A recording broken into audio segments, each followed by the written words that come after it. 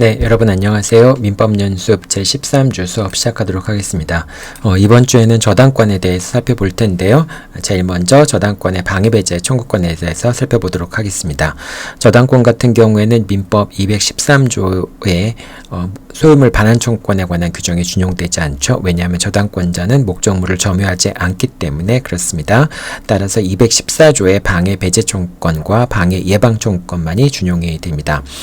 예를 들어 저당권이 설정된 토지에 건물을 이제 건축하는 것은 그런 것은 결과적으로 이제 토지의 가치를 하락시키기 때문에 결과적으로 저당권을 침해한 것으로 볼 수 있습니다. 이런 경우에 저당권자는 공사 중지 청구와 원상회복, 그 건물의 철거를 청구할 수 있게 되는 겁니다.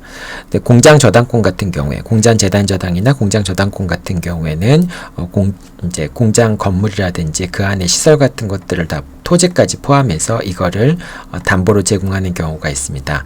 자, 이 경우에 뭐 예를 들면 그 건물에 있던 시설 설비라든지 이런 게 외부로 반출되었을 경우에 이 반출될 물건을 원래 있던 장소에 돌려놓을 것을 원상회복할 것을 청구할 수 있는데요. 이것도 방해배제 청구권의 하나의 내용이라고 생각하면 됩니다. 자, 근저당권이 불법 말소된 경우에 이제 말소 회복 등기를 청구할 수 있습니다. 이 말소 회복 등기를 청구할 수 있는 것도 결국은 방해배제 청구권에 해당하는 것이라고 볼 수 있겠죠. 자, 이 경우에 말소 회복의 당사자는 이제 말소된 시점에서의 소유자에게 청구할 수 있습니다. 자, 목적물이 양도된 경우 말소 당시의 소유자를 상대로 해서 말소 회복 등기를 청구해야 되고요. 현재의 소유자에 대해서는 등기상 이해관계에 있는 제3자로서 승낙을 받아야 됩니다. 현재의 소유자에 대해서 말소 회복 등기를 청구하는 것이 아니라 말소 당시의 소유자를 대상으로 말소 등기 청구 소송을 하고 그 다음에 말소 회복 등기를 청구하고 그 다음에 현재 소유자에 대해서는 이해관계 있는 제3자로서 승낙을 받아야 된다는 것이죠. 자, 만약에 근저당권이 불법 말소되었지만 경락이 이루어진 경우라고 한다면은 저당권의 말소 회복 등기를 청구할 수 없습니다. 왜냐하면 저당권은 경매 절차에 의해서 이제 경락인에게 소유권 이전된 때, 즉 매각대금을 완납한 때 말소되기 때문에 그렇습니다. 자, 이 경우에는 배당 이해소를 제기하거나 또는 배당받은 자에 대해서 부당이득 반환 청구하는 방법으로 처리가 됩니다. 자, 저당권자는 물상 대위를 할 수 있습니다. 저당 목적물 자체가 멸실되거나 이제 저당권을 실행할 수 없는 상황이 생겼을 때 저당권자가 물상 대위를 할 수 있는데 물상 대위의 방법은 그 이제 소유권을 상실한 것 대신에 이제 예를 들면은 갑이 채권자이면서 저당권자이고 그 다음에 을이 이제 채무자인 경우에 을 소유의 X 부동산에 대해서 저당권이 설정돼 있지만은 요 X 토지가 병환 때 수용이 되면서 뭐 국가라든지 이런 게 되겠죠. 할 수 있는 기관에서 수용이 되면서 이제 수용 보상금을 지급하는 경우에 이 보상금 채권에 대해서 갑은 저당권을 상실하게 되지만은 이 보상금 채권에 대해서 물상 대위를 할 수 있습니다. 근데 물상 대위를 하려면은 이 보상금 채무가 지급되지 않아야지만 물상 대위를 할 수 있겠죠. 자, 그래서 반드시 물상 대위를 하기 전에는 압류를 해야 되는데 이 압류라고 하는 것은 이제 지급되지 않도록 하면 되는 것이기 때문에 반드시 저당권자가 할 필요가 없고요. 자, 그 다음에 만약에 이게 압류가 되어서 이제 이 보상금이 지급되지 않는 경우라고 한다면은 그럼 을이 병에 대해서 갖고 있는 보상금 채권에 대해서 물상 대위를 행사하는 갑은 압류 및 전부 명령을 받거나 배당 요구를 하는 방법으로 추심 명령을 받거나 배당 요구를 하는 방법으로 여기서 추심 명령이 빠졌는데요. 전부 명령을 받거나 추심 명령을 받는 방법으로 이제 실행을 하게 됩니다. 자, 이 경우에 저당권자는 물상 대위를 하는 자기 때문에 이 보상금 채권에 대해서 집행을 하는 채권 강제 집행 방법에 의해서 물상 대위를 하지만은 저당권자는 우선 변제권이 있는 자이죠. 우선 변제권이 있는 자이기 때문에 일반 채권자와 달리 취급이 된다라고 생각하면 됩니다. 자, 그렇기 때문에 결과적으로 다른 채권자들이 보상금 채권에 대해서 압류 및 추심 명령을 받거나 이제 압류를 하더라도 가압류를 하더라도 저당권자는 우선 변제권이 있기 때문에 이 보상금 채권에 대해서 전부 명령을 받는 것은 유효합니다.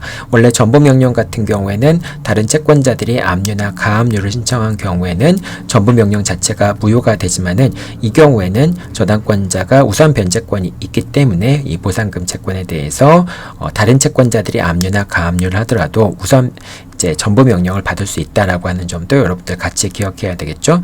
자, 이 경우에 물상 대위를 하는 채권자는 저당권이 이제 소멸됐지만은 어쨌든 담보권자이기 때문에 담보권자가 물상 대위권 행사하는 것은 담보권을 실행하는 것과 마찬가지이기 때문에 별도로 집행권은 필요 없습니다. 자, 일괄경매 청구권이 있는데요. 일괄경매 청구권은 저당권이 설정된 토지 위에 건물을 신축한 경우에 일괄경매 청구권을 행사할 수 있습니다. 이제 저당권이 설정된 시점에 건물이 존재한다면, 토지의 저당권이 설정된 시점에 건물이 존재한다면 그건 민법 366조에 이제 366조의 법정 지상권이 문제가 될 뿐이죠. 자, 이렇게 이제 저당권이 설정된 토지 위에 건물이 신축된 경우에는 일괄 경매 청구권, 저당권자는 건물까지 경매에 넘겨버릴 수 있습니다. 자, 이 경우에 토지 소유자가 건물을 신축한 경우뿐만 아니라 제3자가 신축한 건물을 토지 소유자가 사후적으로 취득한 경우에도 일괄 경매 청구권을 행사할 수 있습니다. 자, 이 경우에 건물의 매각대금으로부터는 우선 변제를 받을 수 없습니다. 즉, 건물까지 일괄 매각을 청구할 수 있지만은 매각대금에 대한 우선 변제를 받을 수 있는 것은 토지에 대한 매각대금으로부터만 우선 변제를 받을 수가 있습니다. 자, 그리고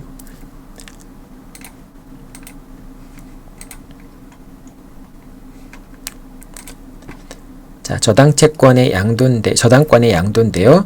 자, 저당권이 양도되는 경우에는 반드시 저당권만 양도되는 건 아니고요. 피담보 채권까지 한꺼번에 양도가 될 수밖에 없습니다. 자, 근데 저당권이 양도된 경우에, 피담보 채권과 함께 양도된 경우에 처음부터 저당권이 무효인 경우라면은 소유자가 말소 등기를 청구할 수 있는 방법이 어떤 방법이냐? 이제 이렇게 되겠죠. 갑이 X에 대한 소유자이고요. 자, 그 다음에 을이 저당권자입니다. 자, 저당권자가 저당권과 이제 담보채권을 병에게 양도를 해서 이 병이 저당권을 취득한 경우가 있을 수 있겠죠. 자, 그런데 이제 이 갑이 갖고 있던 저당권이 무효인 경우라고 한다면, 이게 무효인 경우라고 한다면은 당연히 병이 취득한 저당권도 무효일 수밖에 없겠죠. 자, 그런 경우에 소유자가 누구를 상대로 해서 저당권의 말소를 청구할 수 있는가 여부가 문제가 될 수 있는데요. 자, 이 경우에 저당권 말소의 상대방은 근저당권의 양수인이 됩니다. 병을 상대로 해서 근저당권의 저당권의 말소를 청구할 수 있고요. 저당권의 양도인은 말소 등기 청구의 상대방이 될 수가 없습니다. 자, 그리고 청구 내용도 양도인 명의의 근저당권을 말소하는 겁니다. 즉, 을 명의로 설정돼 있던 저당권의 말소를 청구하는 겁니다. 자, 그리고 이렇게 되면은 이제 병을 상대로 해서 을 명의로 설정되어 있는 저당권의 말소 등기가 이루어지게 되면은, 그러면은 저당권 이전의 부기 등기가 이루어질 거 아니에요? 그 저당권 이전의 부기 등기는 직권으로 말소가 됩니다.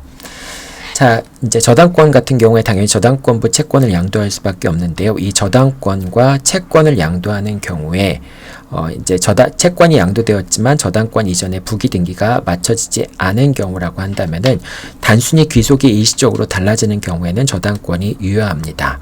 이제 저당권부 채권을 넘기는 경우에는 저당권은 저당권 나름대로 대항 요건을 갖춰야 되고, 채권은 채권 양도대로 나름대로 대항 요건을 갖춰야 되는데, 채권 양도가 이루어졌고 채권 양도의 대항 요건도 갖춰졌는데 저당권 이전에 부기 등기가 없었다라고 한다면은 그러면 채권만 넘어가고 저당권 넘어가지 않겠죠. 자, 그렇게 되면은 저당권의 피담보 채권이 사라지는 문제가 생길 수도 있는데, 일시적으로 귀속이 달라지는 경우에는 저당권부 채권이 저당권과 채권이 귀속이 달라지더라도 그 저당권이 소멸하는 건 아닙니다.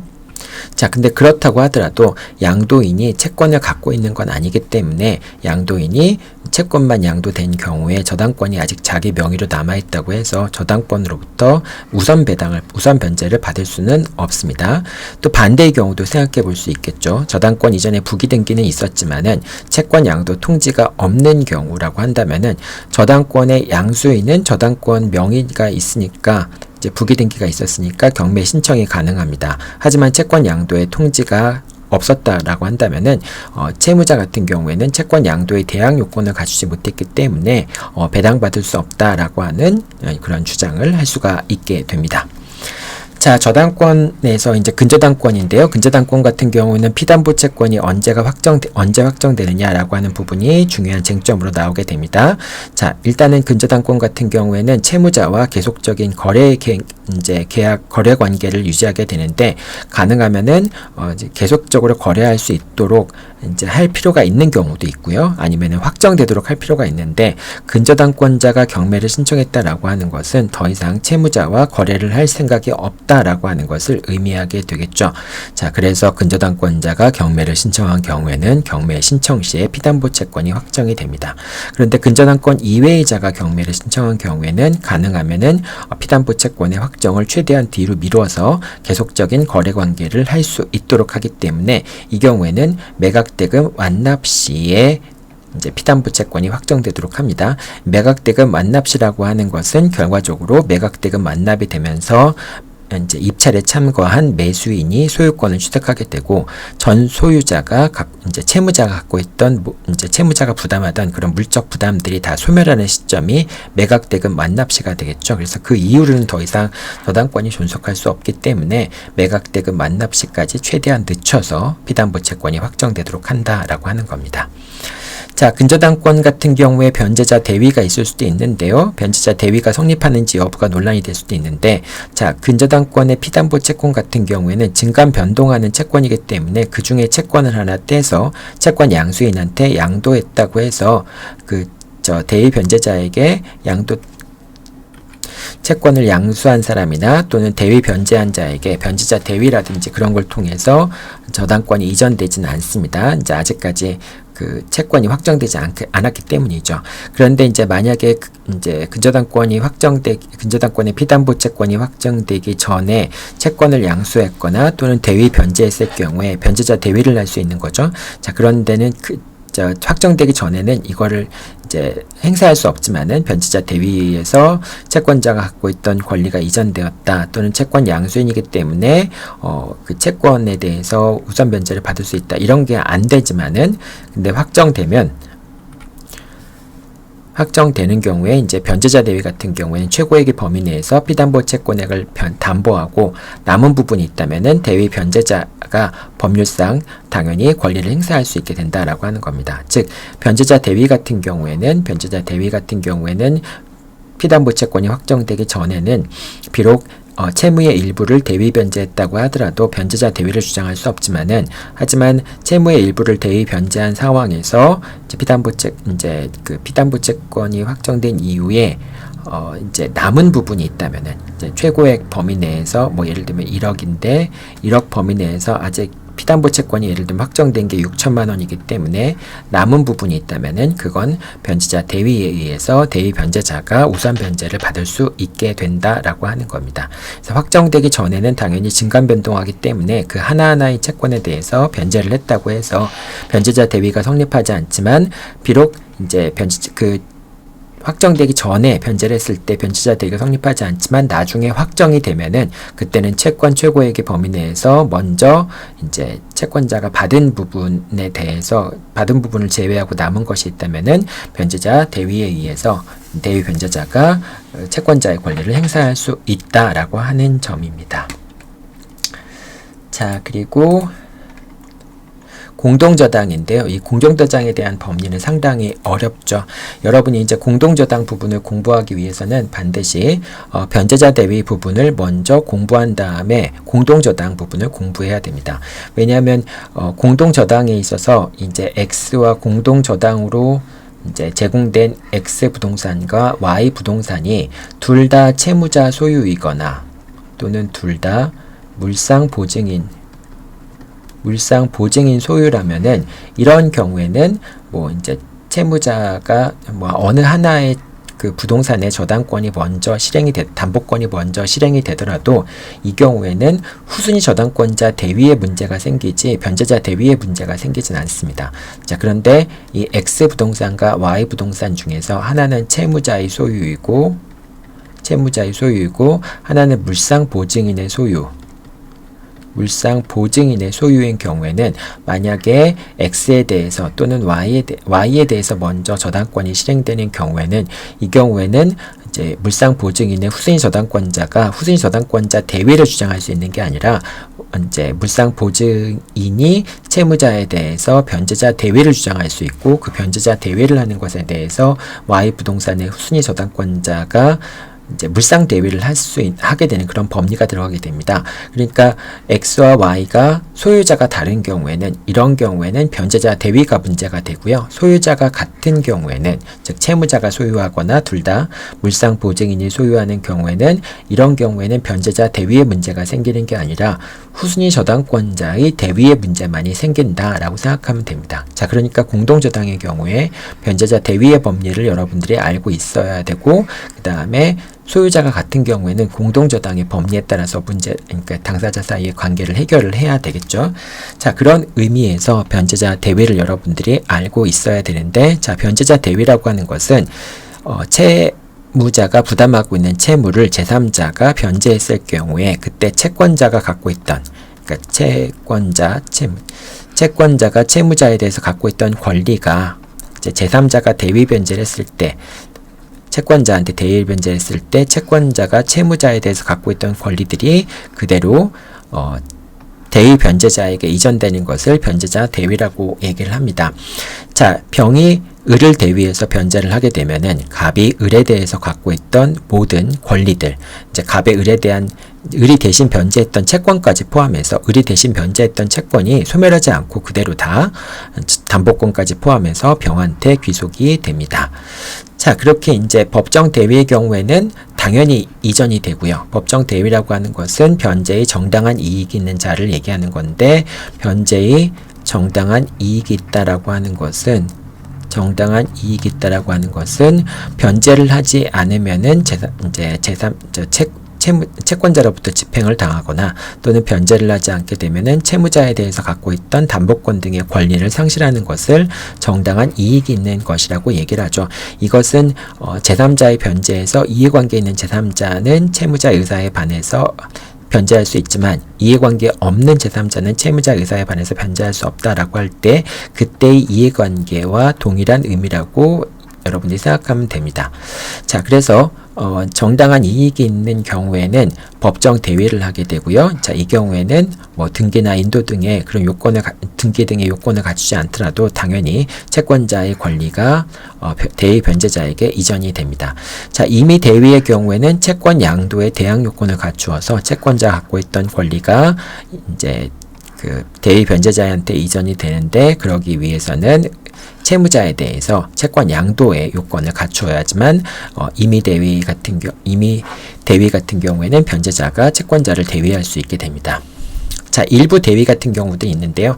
예를 들면 갑이 을한테 받을 수 있는 금액이 1억이었는데, 자, 그런데 병이 갑에게 5천만 원만 변제한 경우, 자, 그런 경우에는 결과적으로 갑도 5천만 원의 채권이 남아있고 그 다음에 병도 5천만 원의 채권이 남아있기 때문에 갑과 병이 갑이 을에 대해서 갖고 있는 권리를 반반씩 취득하게 됩니다. 하지만 이 경우에도 이제 대위 변제자보다는 채권자가 더 우선하기 때문에 일단 채권자가 을에 대해서 갖고 있던 권리, 채권자로서 갖고 있던 권리에 대해서 먼저 우선 변제를 받고 남는 것이 있을 때 병이 우선 변제를 받게 된다라고 한 그렇게 서로 다르다는 점도 기억해 줘야 되겠죠.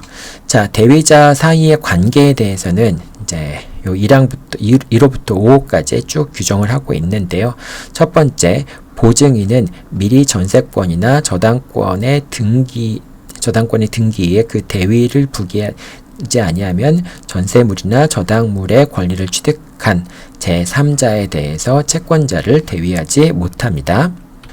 자, 그러니까 갑이 채권자이고요. 그 다음에 을이 채무자이고 그 다음에 병이 보증인인 경우에 보증인인 경우에 요 X에 대해서 만약에 갑이 뭐 저당권이라든지 또는 전세권을 설정하고 있었다. 전세금 채권을 담보하기 위해서 갑이 을에 대해서 갖고 있는 전세금 채권을 담보하기 위해서 또는 저당권 이제 일정한 채권을 담보하기 위해서 저당권을 설정한 경우라든지 전세권을 설정한 경우, 이런 경우에 만약에 병이 갑한테 변제를 하게 되면은, 그러면은 갑이 을에 대해서 갖고 있던 저당권이나 전세권, 그 다음에 이 저당권이나 전세권을 담보하는, 전세권이 담보하는 피담보 채권까지 다 병에게 이전이 됩니다.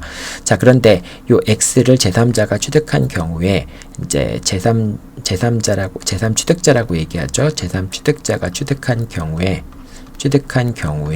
이 제3취득자에 대해서 병이 나는 이 X 부동산에 대해서 저당권이나 전세권이 있다라고 하는 것을 변제자 대위의 규정에 의해서 X에 대해서 저당권이나 전세권을 취득했다는 사실을 제3취득자한테 주장하기 위해서는 자기가 X 부동산에 대해서 변제자 대위를 한다라고 하는 점을 대위의 부기등기를 통해서 알려야 된다라고 하는 겁니다. 그런 경우에만 병은 제3취득자에게 자신이 이제 변제자 대위에서 채권자의 권리를 취득했다라고 하는 점을 주장할 수 있게 됩니다.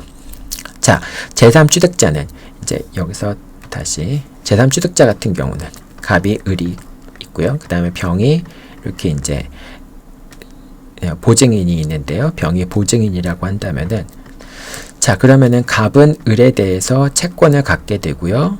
이제 주채권을 갖게 되고, 갑은 병에 대해서 보증채권을 갖게 되죠. 보증채권을 갖게 되는데, 자, X 부동산에 이제 이제 X 부동산에 대해서 갑이 저당권을 갖고 있는 경우, 이런 경우도 한번 생각해 볼 수 있겠죠? 자, 근데 이제 이 X 부동산을 예를 들면 정의 취득을 했다. 이제 저당권이 설정되어 있는 부동산에 대해서 소유권이나 전세권이나 지상권을 취득한 사람들을, 이런 사람들을 제3취득자라고 합니다. 여러분 제3취득자라는 게 그냥 뭐 권리를 취득하면 다 제3취득자가 되는 게 아니라 담보 목적물의 소유권이나 지상권이나 전세권을 취득한 사람을 제3취득자라고 얘기합니다. 자, 그래서 X 부동산에 대해서 갑한테 저당권이 설정되어 있는데 그 X 부동산의 소유권을 취득한 정이 있는 경우에 정은 제3취득자라고 할 수 있겠죠.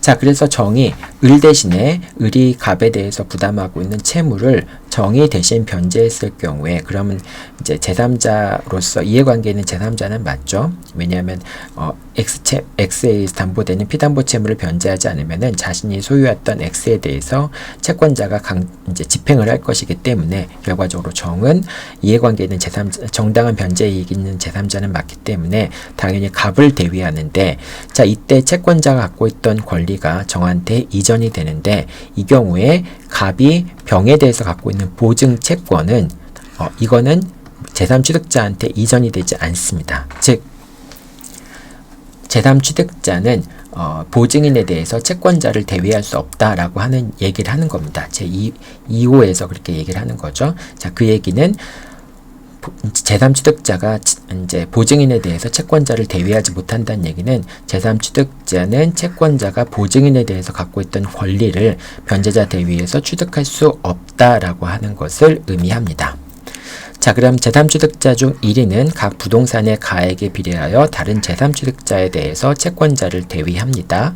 자, 예를 들면은 갑이 있고 을이 있고 그 다음에 X, Y 이렇게 이제 여러 개의 부동산에 저당권이 설정된 경우에 이제 그때 이제 요 X가 병한테 넘어갈 수도 있고요. 그 다음에 병 2한테 넘어갈 수도 있겠죠.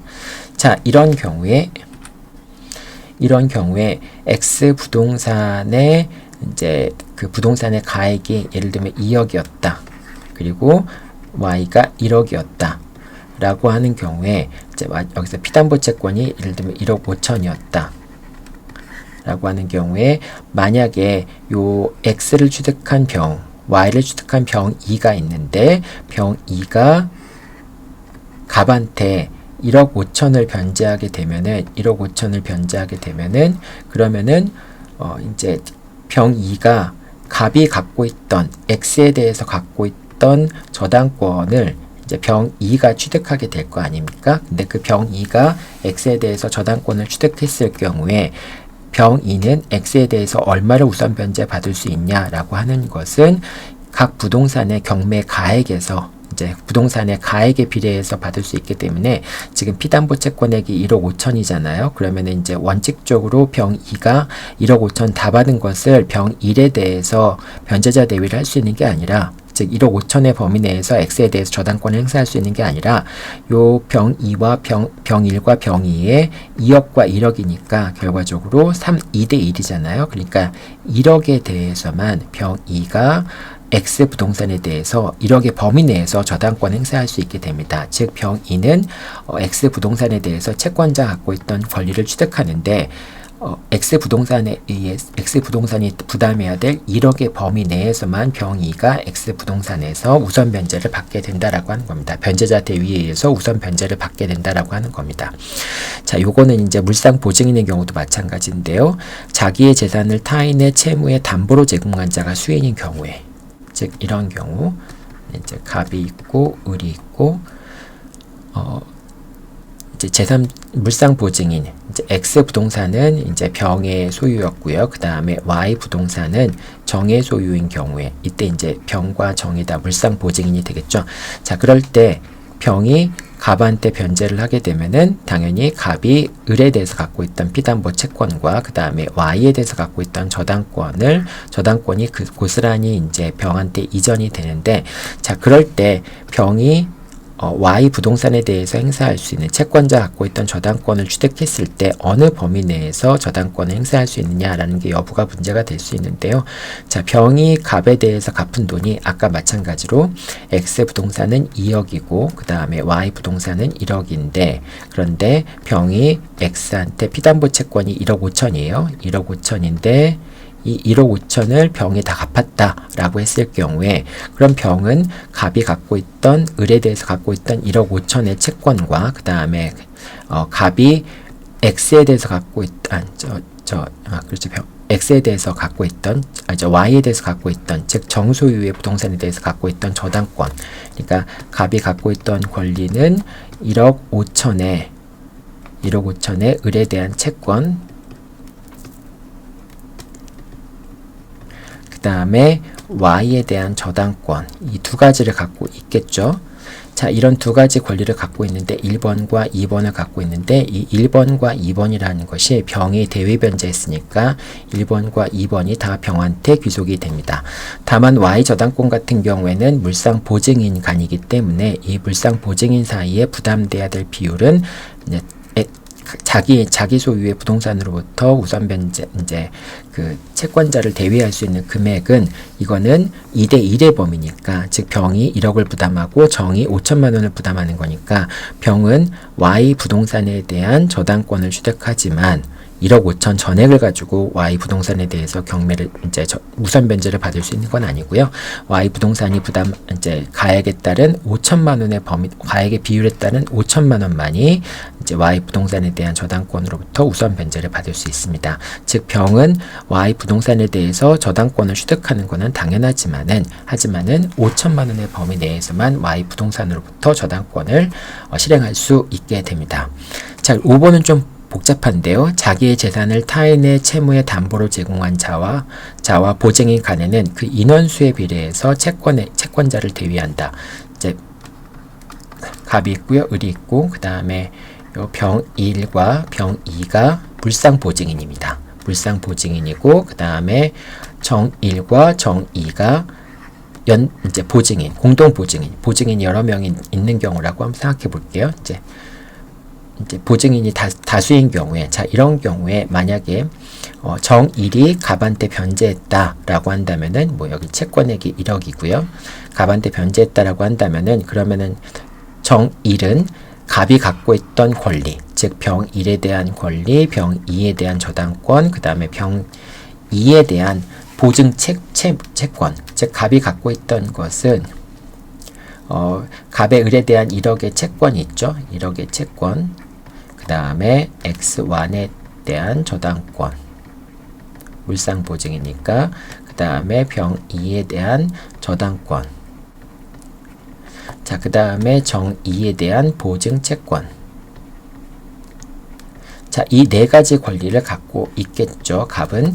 자, 근데 정1이 변제하는 경우에 1억 원을 대신 변제하게 되면은 이렇게 갑이 갖고 있던 권리가 모두 다 정1에게 귀속이 됩니다. 정1은 보증인으로서 당연히 채권자로부터 집행을 당할 지위에 있는 자이기 때문에 정당한 변제 이익이 있는 자이고요. 따라서 정1이 변제하게 되면은 채권자가 갖고 있던 권리들이 등기 없이도 1억의 채권과 이제 저당권 자체가 정1한테 귀속이 됩니다. 자, 이때 다시 이 사람한테 귀속이 될 때 이 모든 권리들이 그대로 다 정한테 고스란히 귀속이 되면은 다시 또 정이 그걸 만족을 얻었을 때 다른 채권자들이 또 변제자 대위를 하는 복잡한 문제가 생기잖아요. 따라서 정1은 이제 이렇게 채권자를 대위하더라도 각각에 대해서 이제 행사할 수 있는 그 채권자 갖고 있던 권리들을 100% 행사할 수 있는 것이 아니라 나누어서 행사할 수 있는데 어떻게 나누냐? 일단은 처음에는 이 병1, 병2, 정일, 정의가 4명이 있으니까 일단 1억 원을 4로 나눕니다. 그럼 이제 2억 2,500씩 되겠죠? 자, 그러면은 병1이 부담해야 될 것도 2,500, 정2가 부담하는 것도 2,500, 정2가 부담하는 것도 2,500이 되니까, 그러니까 정1은 갑이 정2에 대해서 갖고 있던 보증채권, 1억의 보증채권 중에서 4분의 1인 2,500만 원의 보증채권만 행사할 수 있고요. 그리고 병1에 대해서 갖고 있던 저당권을 취득하지만은 거기에 대해서도 2,500만 원만, 그리고 정2에 대해서도 마찬가지로 2,500을 원칙적으로 청구할 수 있는데, 자, 그런데 물상 보증인 간에는 다시 이 2,500만 원, 2,500만 원이니까 5천만 원이 되겠죠. 그 5천만 원을 인원수에 비례하지 않고 이 두 사람 사이에서는 목적물의 가액, 뭐 예를 들면 이게 X였고 Y였다라고 한다면은 X의 가치가 뭐 예를 들면 X가 3억이었고 그 다음에 Y가 2억이었다라고 한다면은 그러면은 X는 3천만 원을 부담하게 되고요. 그 다음에 Y는 2천만 원을 부담하게 됩니다. 따라서 정1은 X에 대해서 저당권, 채권자 갖고 있던 저당권을 취득하지만 3천만 원 범위 내에서만 우선 변제를 받을 수 있고요. 그 다음에 Y에 대해서도 저당권을 취득하지만 2천만 원 범위 내에서만 우선 변제권을 해당할 수 있게 됩니다. 자, 그리고 이제 아까도 여기 마찬가지지만 자기의 재산을 타인의 채무의 담보로 제공한 자가 수인인 때에는 보증인의 분담 부분을 제외하고 그 가액에 비례해서 이제 각 재산의 가액에 비례해서 채권자를 대위한다라고 하는 게 지금 설명한 얘기죠. 자, 이 경우에는 제1항 규정을 준용한다. 부동산인 때는 1호의 규정을 준용한다라고 되어 있는데 1호 같은 경우에는 대위에 부기등기를 하지 아니하면은 전세물이나 저당물의 소유권이나 지상권이나 전세권을 취득한 제3취득자에 대해서 채권자를 대위하지 못한다라고 규정하고 있잖아요. 마찬가지로 이 경우에도 제3자에게 변제자 대위를 주장하기 위해서는 반드시 대위에 부기등기를 해야지만 됩니다. 자, 제3취득자 같은 경우는 아까도 얘기했지만은 보증인에 대해서 채권자를 대위할 수 없는데 물상 보증인에 대해서도 마찬가지로 동일하게 취급이 됩니다. 자, 그 다음에 제3취득자는 아까도 얘기했지만 소유권, 지상권, 전세권을 취득한 자만을 말합니다. 자, 여기서 후순위 저당권자 같은 경우에는 목적물에 갑이 X을에 대해서 X 부동산을 갖고 있는데 이 X 부동산에 대해서 병이라고 하는 후순위 저당권자가 있는 경우에는 후순위 저당권자 같은 X에 대해서 저당권을 취득한 병 같은 경우에는 이런 경우에는 제3취득자에 해당하지 않습니다. 제3취득자에 해당하지 않아요. 자, 제3취득자에 해당하지 않기 때문에 만약에 이제 이 을의 채무를 담보하기 위해서 예를 들면 정이 보증인이 되었다. 그럼 갑은 정에 대해서 보증채권을 갖게 되겠죠. 보증채권을 갖게 되고 그 다음에 갑이 을에 대해서 기존에 갖고 있던 뭐 예를 들면 1억의 채권이 있는데 이 1억의 채권을 만약에 정이 변제하게 된다면은 정은 갑이 을에 대해서 갖고 있던 1억의 채권과 그 다음에 X에 대한 저당권 같은 것들을 저당권을 정이 취득하게 되겠죠. 자, 이렇게 이제 그 X 부동산에 대해서 이제 저당권, 갑이 X 부동산을 갖고 있던 저당권을 변제자 대위 규정에서 정이 취득하게 되는데, 자, 그런데 이때 정과 제3취득자 사이에, 제3취득자가 아닌 이제 후순위 저당권자 사이에 우선순위가 누구냐라고 하는 건데, 만약에 이제 병이 제3취득자에 해당한다라고 한다면은 정이 이렇게 변제했을 경우에 정이 병에게 변제자 대위를 주장하기 위해서는 이 X 부동산에 대해서 설정된 저당권에 대해서 대위에 부기등기를 해야지만 되는 거죠. 대위에 부기등기를 하지 않은 상태에서 병이 취득을 하게 되면은 정은 병에게 변제자 대위를 주장할 수 없게 됩니다.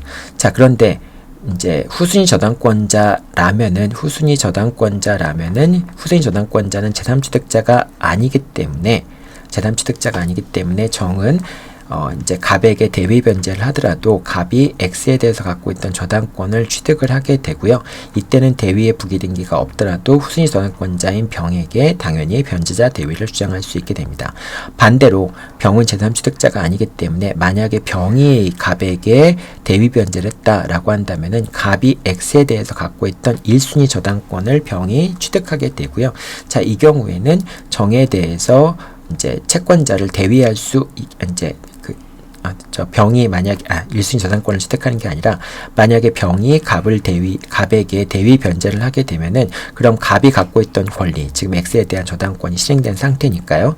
갑이 갖고 있던 권리는 정에 대한 보증 채권과 그 다음에 갑에 대한 1억 원의 채권이 있을 거 아니에요. 그 1억 채권과 보증 채권이 병한테 귀속이 됩니다. 변제자 대위에서. 만약에 병이 제3취득자라고 한다면은 대위 변제했을 때 보증 채권을 대위 변제하지 못하잖아요. 취득하지 못하잖아요. 그런데 병은 후순위 저당권자는 제3취득자가 아니기 때문에 병이 이제 그 갑에게 대위 변제하게 되면은 보증 채권 같은 경우도 당연히 채권자를 대위한다. 즉 채권자가 보증인에 대해서 갖고 있는 보증 채권도 병이 취득하게 됩니다. 이것도 여러분들 잘 기억해 둬야 되겠죠. 이게 변제자 대위에 관련된 일반적인 법리입니다. 자, 이렇게 변제자 대위에 관한 내용들을 여러분들이 알고 있는 상황에서 이제 공동저당에 관한 내용들도 하나씩 살펴봐야 되겠죠.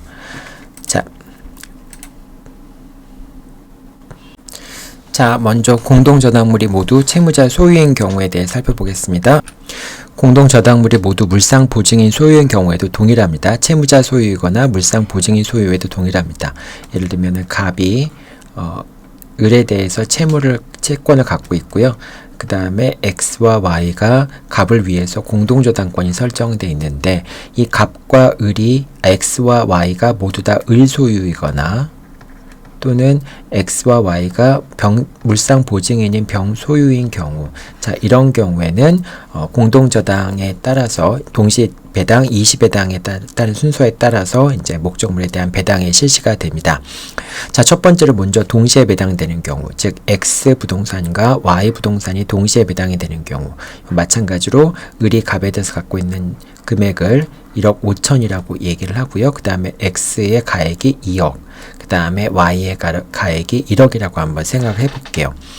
자, 만약에 368조 1항에 따라서 이제 갑이 X와 Y를 동시에 경매에 넘겨서 동시에 경매가 이루어지는 경우에, 그럴 때 이제 X로부터 갑이 얼마를 배당받고 Y로부터 얼마를 배당받느냐에 대해서 1억 5천이 있으니까, 자, 이 경우에는 X에 대해서 갑이 이제 2대1이니까 X로부터는 1억을 배당받고요. 그 다음에 Y로부터는 5천만 원을 배당받게 됩니다.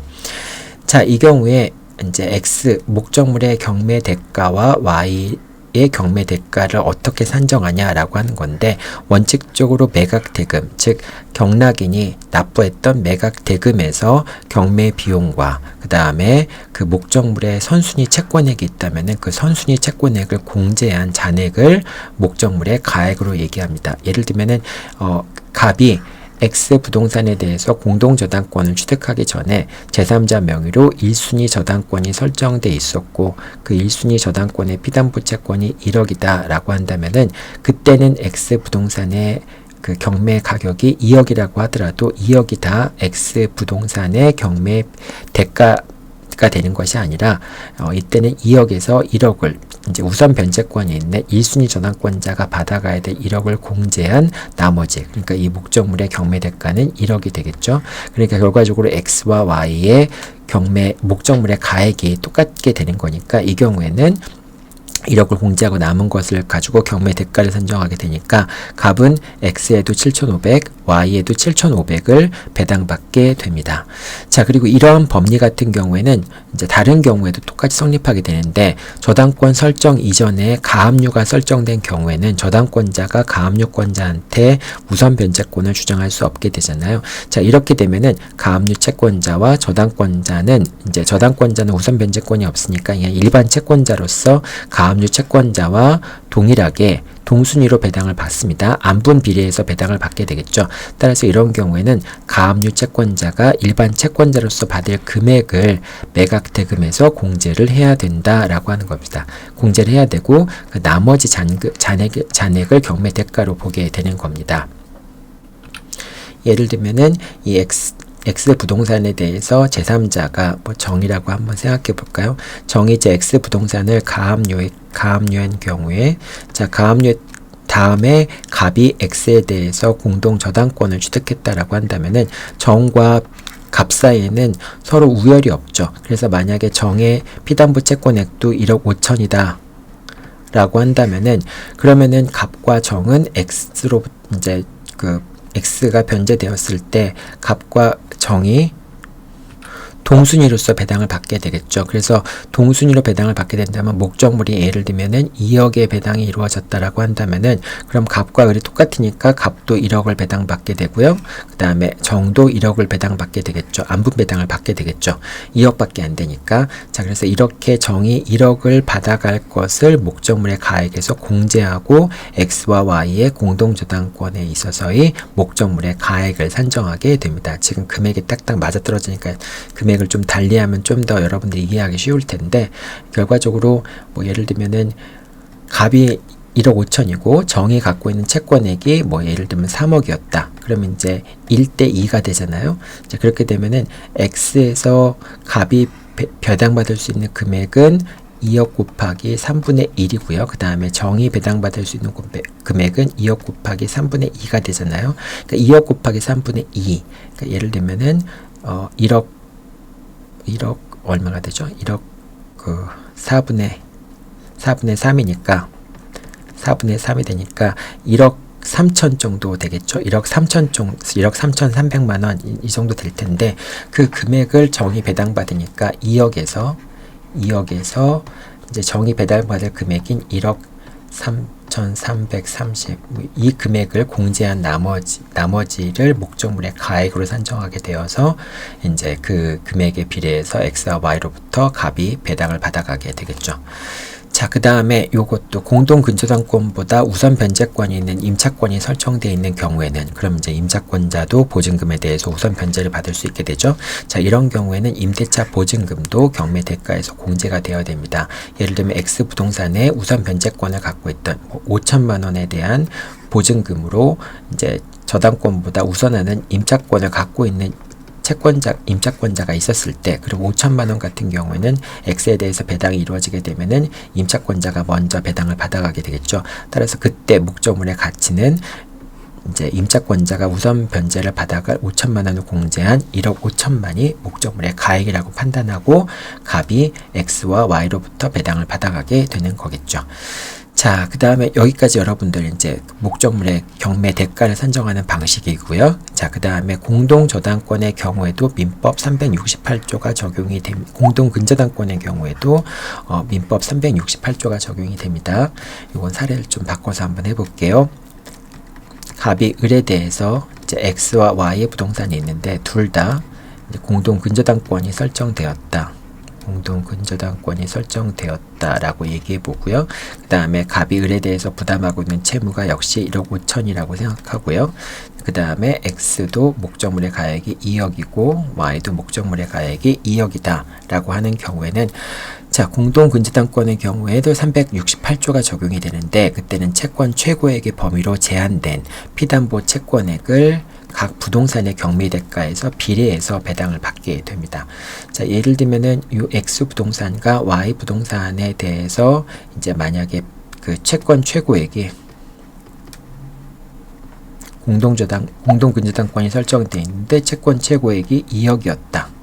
2억이라고 하면은 결과적으로 1억 5천을 모두 다 우선 변제 받을 수, 피담보 채권 전액을 다 우선 변제 받을 수 있잖아요.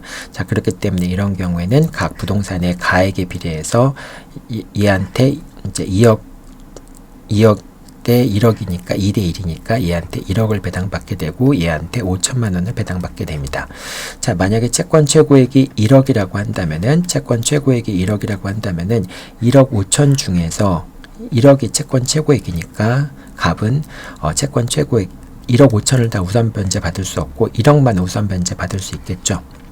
그래서 채권 최고액의 범위 내에서 피담보 채권 중에서 1억만을 우선 변제 받을 수 있으니까 그 1억을 X 부동산의 가액과 Y 부동산의 가액으로 나누어서 갑이 배당을 받게 됩니다.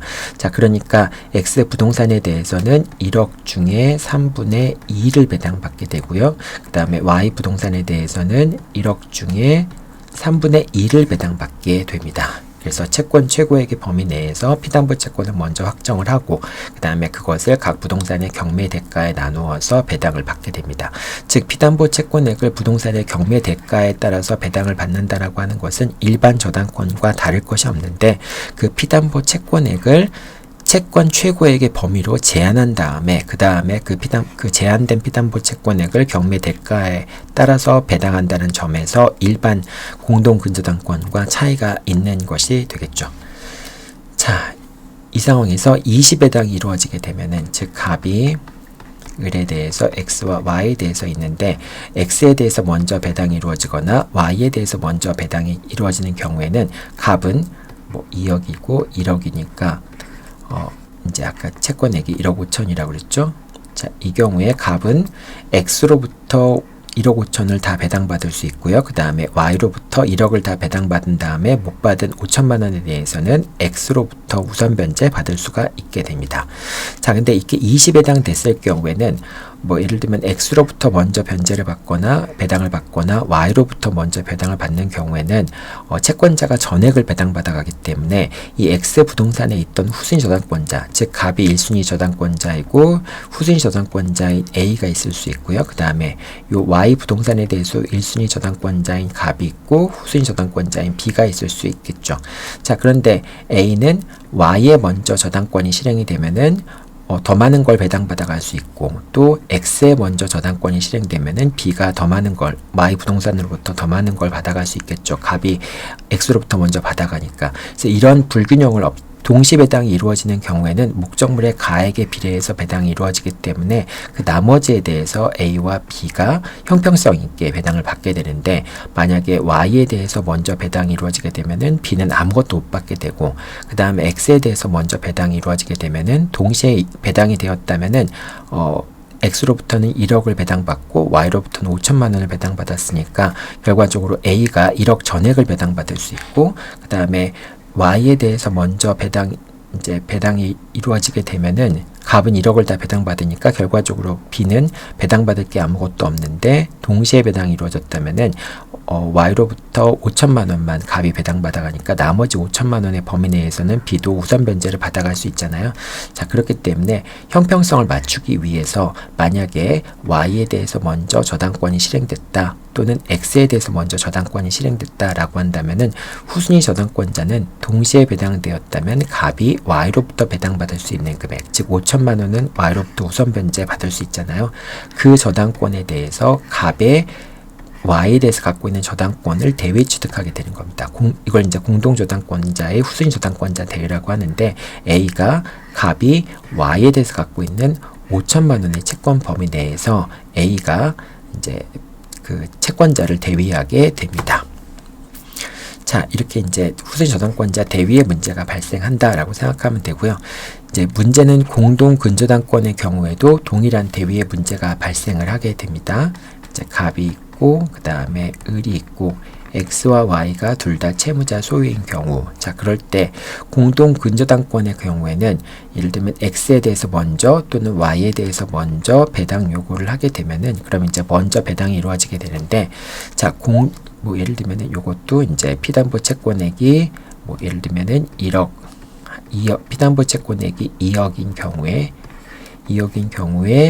이제 갑이 을한테 1억 5천의 채권을 갖고 있고, 이제 1억 5천은 사실 증감 변동하는 거긴 하겠지만 일단은 확정됐다라고 보고서 저당권이 실행되는 경우에 확정됐다라고 보고, X에는 X 목적물의 가치는 2억, 그 다음에 Y 목적물의 가치는 1억이었을 경우에, 자 그때 만약에 갑이 X로부터 이제 Y로부터 예를 들면 Y를 실행했더니 1억이 매각이 됐으니까 그 1억에 대해서 1억을 모두 갑이 배당받아 가게 되면은 그러면은 이제 갑은 5천만 원만 남게 되잖아요.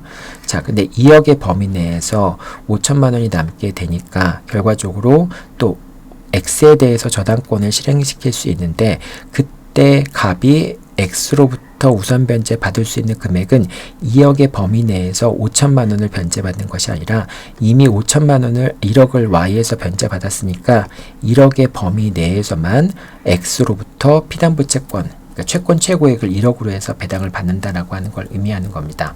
이제 만약에 요게 지금 금액이 1억 5천이기 때문에 약간 부족하긴 한데, 다시 한번 얘기해 보면 요걸 만약에 피담보 채권액을 3억이라고 한번 생각해 볼게요. 피담보 채권액을 3억이라고 생각하게 되면은 이거 다 이제 지우고요. 피담보 채권은 3억인데 저당권의 채권 최고액을 2억이라고 한번 잡아 볼게요. 자, 그런데 만약에 갑이 X 부동산에 대해서 먼저 경매를 실시하게 되면은 그럼 갑은 1억을 배당받으니까 최고액이 2억이니까 1억을 배당받으니까 Y 부동산에서 2억을 배당받고 채권액은 2억으로 줄어들게 되겠죠.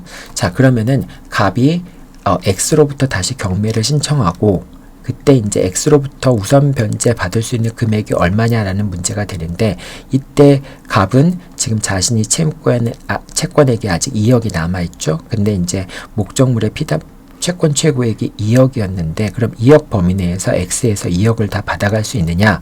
자, 이때 채권 최고액이 2억이었는데 그 중에서 Y에서 1억을 먼저 배당받아갔다면은 그 Y에서 배당받은 1억 원을 채권 최고액에서 공제를 줍니다. 자, 그렇게 되니까 결과적으로 채권 최고액은 2억이 아니라 1억으로 바뀌게 되는 거죠.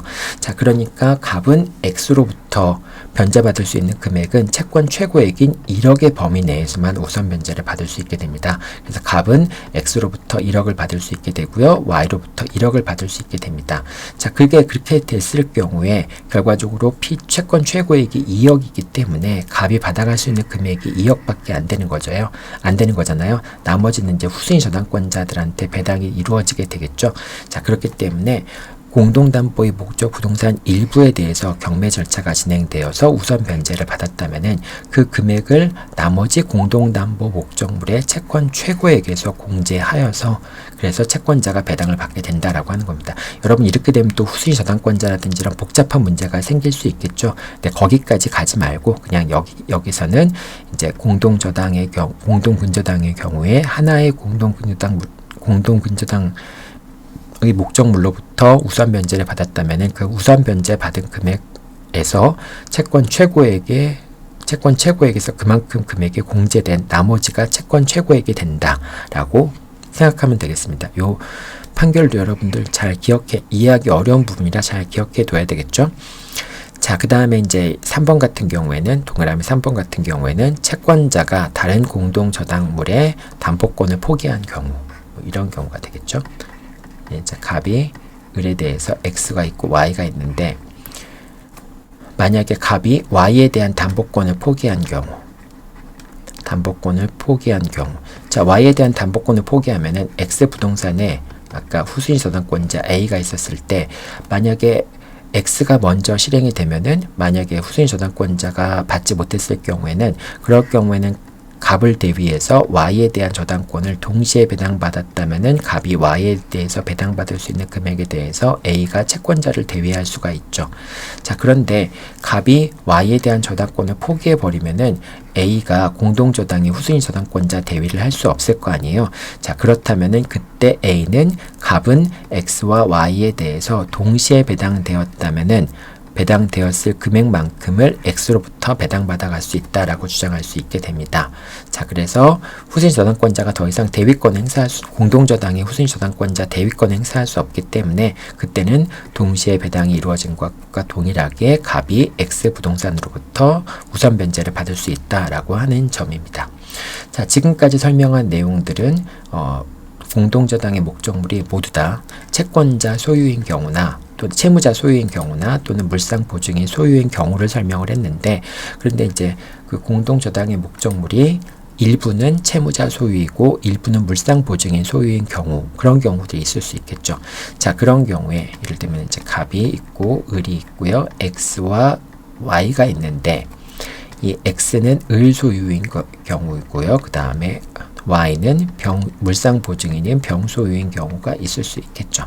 자, 이 경우에 이제 동시에 배당이 이루어진다라고 한다면은 X와 Y가 동시에 배당이 이루어지게 된다면은 채권자는 먼저 이제 원래 그 둘 다 채무자 소유이거나 둘 다 물상 보증인 소유라면은 목적물의 가액에 비례해서 채권자가 배당을 받아가는데, 이 경우에는 먼저 채무자 소유의 부동산에서 채권 전액을 먼저 배당받아간 다음에 남은 것이 있을 때 Y 부동산으로부터 배당을 받아가게 됩니다. 왜냐하면 결과적으로 병도 타인의 채무를 변제하는 거니까 먼저 채무자 소유의 부동산에 대해서 우선 변제를 받고 모자란 부분이 있는 경우에 물상보증인의 소유의 부동산에 대해서 우선 변제를 받게 됩니다.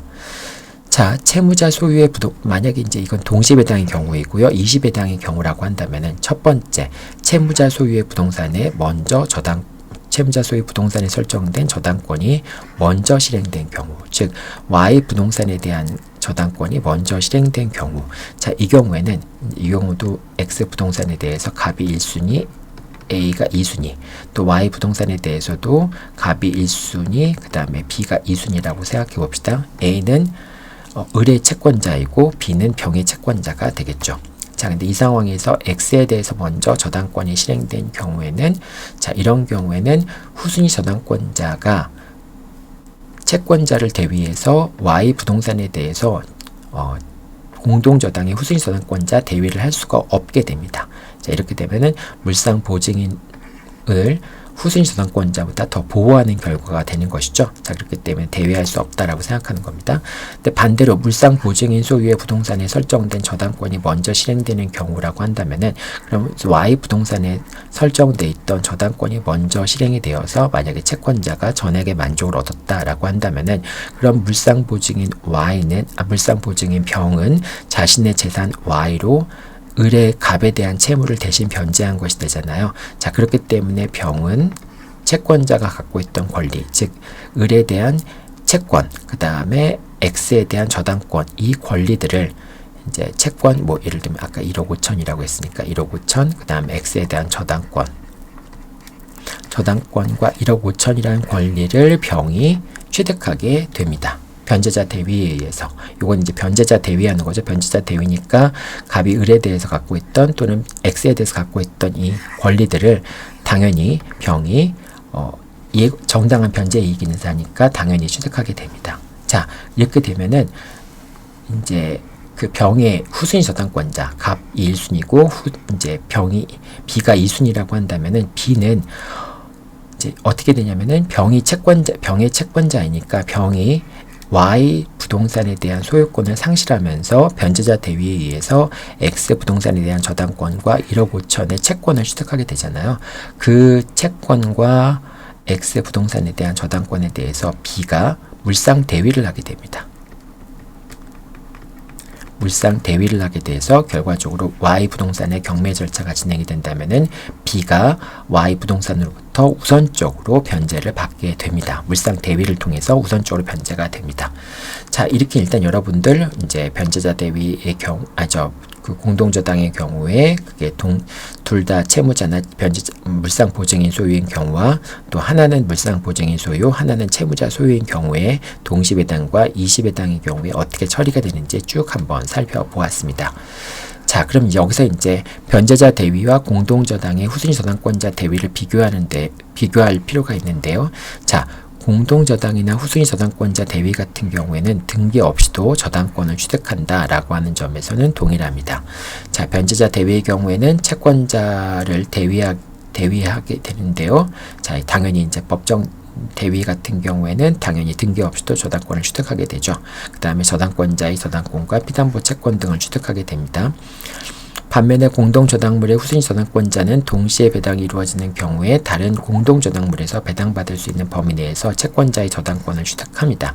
근데 이제 이 공동저당의 후순위 저당권자 같은 경우에는 채권자의 채권 자체를 취득하지 못하고요. 저당권만을 취득하는 점에서 이제 이제 변제자 대위와 공동저당권자의 후순위 저당권자 대위의 차이가 있습니다.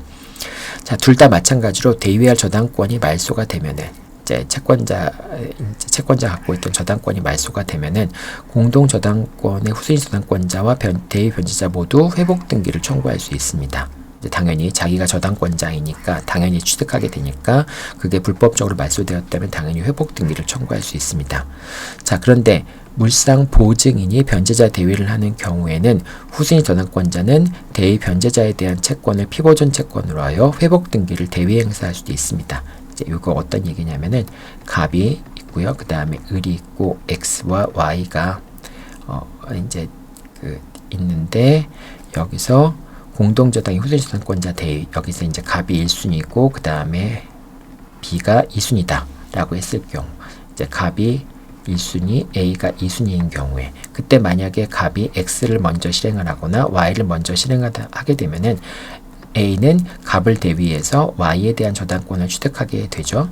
자, 이렇게 되는데 물상 보증인이 변제자 대위를 하는 경우에 후순위 저당권자는 변제자 대위에 대한 채권을 피보존 채권으로 하여 회복 등기를 대위 행사할 수 있다라고 되어 있는데 자, 요거 전에 이제 그 물상 보증인 공동저당에서 후순위 저당권자 같은 경우에 만약 A는 이제 Y에 대한 저당권을 X에 대한 저당권이 먼저 실행이 되면은 갑을 대위해서 Y에 대한 저당권을 A가 취득하게 되는데 만약에 이 Y에 대한 저당권이 불법적으로 말소가 되면은 이거는 이제 A 거니까 만약에 갑이 Y에 대한 저당권을 피담보 채무를 다 변제받았다고 생각하면서 Y에 대한 저당권을 말소하게 되면은 이 Y에 대한 저당권은 더 이상 갑게 아니라 A 거잖아요. 그러니까 A 저당권이 불법적으로 말소된 거니까 A는 X 부동산에 대해서 그 저당권이 말소될 당시의 소유자인 을을 상대로 해서 저당권의 말소 회복 등기를 청구할 수 있게 됩니다. 자, 이렇게 되는데 만약에 요게 Y가 이제 채무자 소유가 아니라 물상 보증인 소유인 경우에 경우도 있을 수 있겠죠. 자, 여기서 물상 보증인이 대위 변제를 해가지고 변제자 대위를 하는 동안 이제 갑이 Y에 대해서 먼저 저당권을 실행하게 되면은 그러면은 이제 병이라고 하는 이제 물상 보증인이 결국은 자기의 재산으로 을의 채무를 변제하게 되는 거니까 갑이 X에 대해서 갖고 있던 저당권과 을에 대해서 갖고 있던 채권을 피담보 채권을 피담보 채권이 결과적으로 병한테 이전이 되는 거잖아요.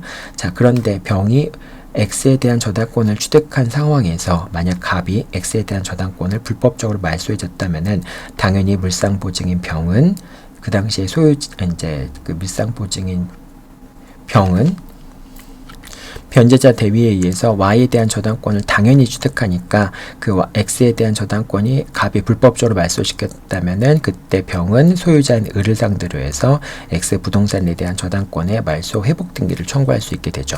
자, 그때 병의 채권자인 B는 병을 대위해서 이제 채권을 갖고 있으니까 그걸 피보존 채권으로 해가지고 그 다음에 병이 을에 대해서 말소 회복 등기를 청구할 수 있는 권리를 피대위 권리로 해서 채권자 대위권을 행사할 수도 있게 없게 됩니다.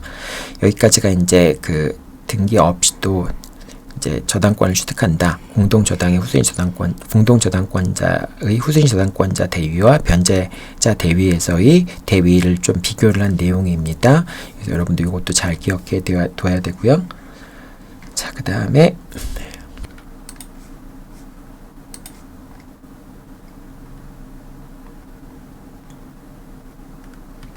이 부분이 좀 어려운데요. 제3자에 대한 대위의 주장인데, 자, 변제자 대위나 공동저당의 후순위 저당권자 대위나 모두 이제 갑이 있고, 을이 있고, x가 있고, y가 있고, 여기에 이제 뭐 갑이 1순위, a가 2순위, 갑이 1순위, b가 2순위.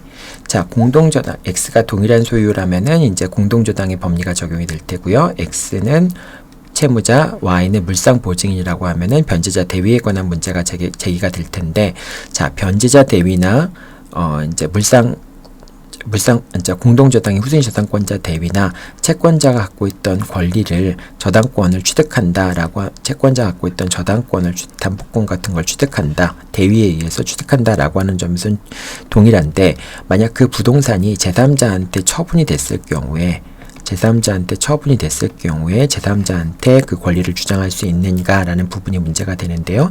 자, 만약에 채권자가 Y에 대한 저당권을 먼저 실행을 해서 Y에 대한 저당권을 먼저 실행을 해서 그 다음에 불상 보증인인 병이 갑을 대위해서 X에 대한 저당권을, 갑이 X에 대해서 갖고 있던 저당권을 대위 취득했다. 자, 그런데 이 X 부동산을 제3자인 제3취득자가 취득했다. 제3취득자라고 하는 것은 저당권이 설정되어 있는 부동산에 대해서 소유권이나 지상권이나 전세권을 취득한 자를 얘기하는 거죠. 이 제3취득자가 취득했다라고 한다면은, 그러면은 병은 제3취득자한테 이 변제자 대위를 주장하기 위해서는 대위에 부기등기를 해야지만 되는 거죠. 자, 이렇게 이제 처리가 될 수 있고요.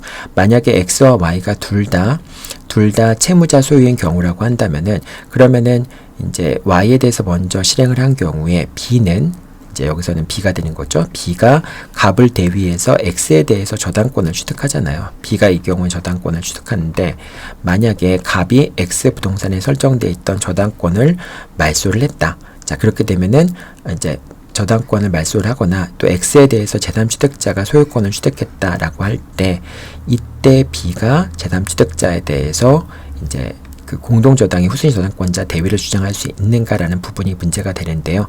자, 이 경우에 만약에 변제자 대위라고 한다면은 제3취득자가 취득하기 전에 대위에 부기등기를 하지 않으면은 X에 대한 저당권을 취득할 수 없다라고 얘기했잖아요. 자, 근데 이때의 B는 약간 좀 다릅니다. 이때의 B는 어떤 경우에 제3취득자한테 이제 공동저당의 후순위 저당권자 대위를 주장할 수 없냐. 만약에 X 부동산에 설정돼 있던 저당권 설정 등기가 말소된 후에 제3취득자가 소유권을 취득했다면은 B는 더 이상 제3취득자에 대해서 공동저당권자의 후순위 저당권자 대위를 주장할 수 없게 됩니다.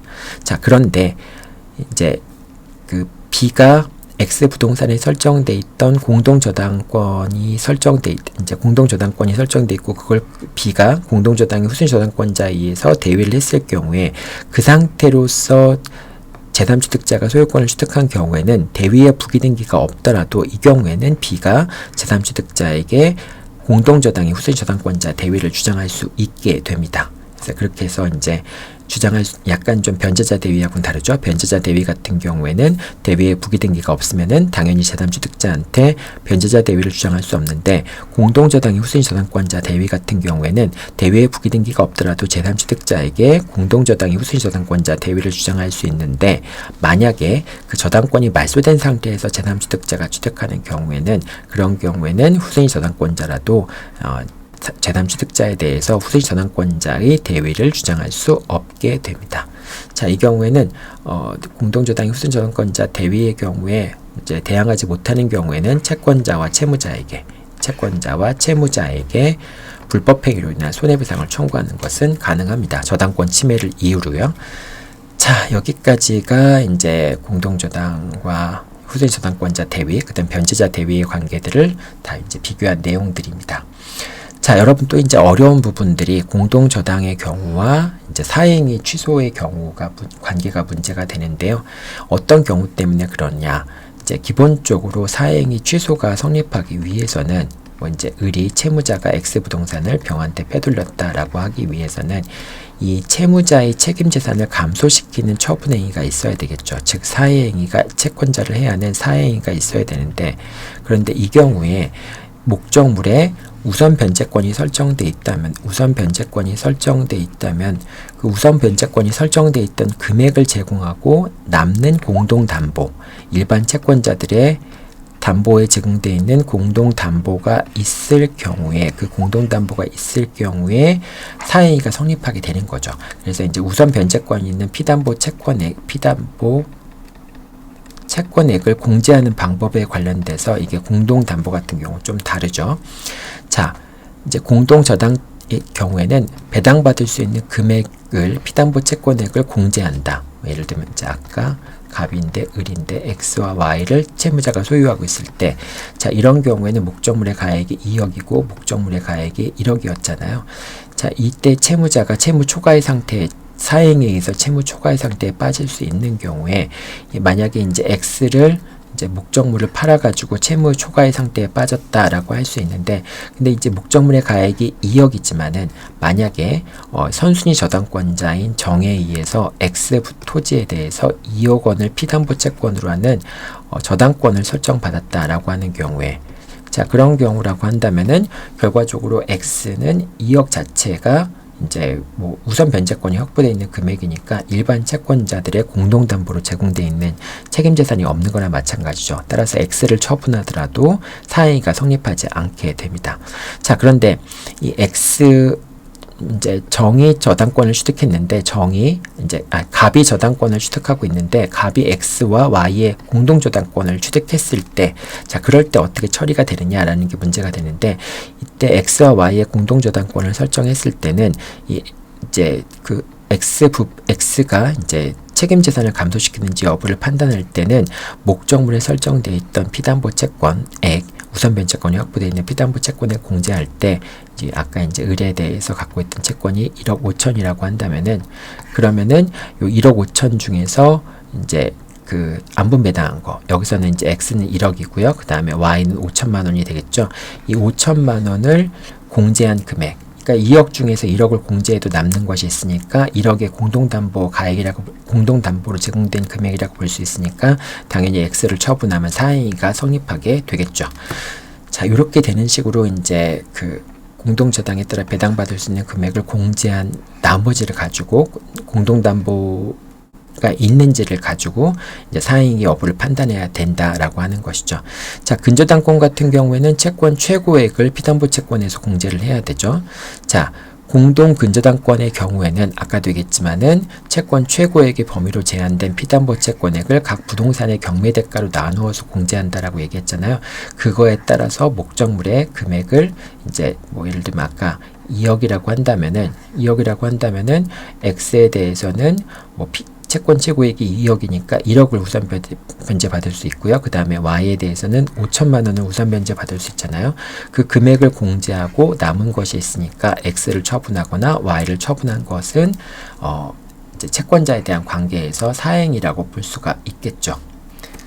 이제 다른 을의 일반 채권자들에 대한 관계에서는 이제 갑이 아니라 을의 일반 채권자들의 관계에서는 X를 매도하거나 Y를 매도하는 것이 사행위에 해당한다라고 볼 수가 있겠죠. 자, 이렇게 되고요.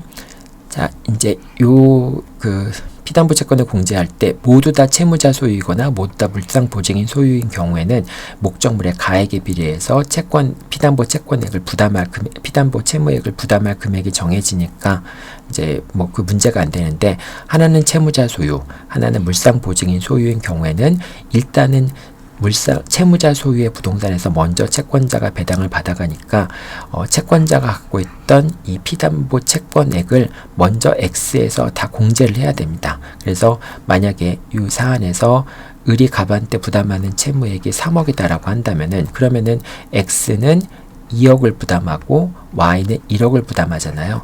따라서 목적물의 가치가 2억인데 지금 2억이라고 하는 것은 공동담보를 갖고 있는 채권자에게 우선적으로 배당돼야 될 금액이니까 2억을 빼버리면 X부동산이 일반 채권자들의 공동담보로 제공되어 있는 금액이 0이잖아요. 따라서 X를 매도한다고 하더라도 을의 다른 일반 채권자들에 대한 관계에서 X를 매도한 것이 상위가 되지 않는다라고 하는 겁니다. 그래서 이 부분 여러분들 채무자 소유의 부동산 가액에서 먼저 피담보 채권액을 공제해야 된다라고 하는 것도 이제 두 가지 차이점이 있다라고 하는 것을 잘 구분해야 되겠죠. 자, 오늘은 좀 복잡한 내용들이 많았죠. 이제 설명들이 많이 생략이 되었는데 특히 이제 공동저당과 변제자 대위에 관한 부분들은 상당히 어렵기 때문에 여러분들이 이참에 잘 정리해야 되겠습니다. 네, 여러분 수고했습니다. 다음 주 화요일 날 만나죠.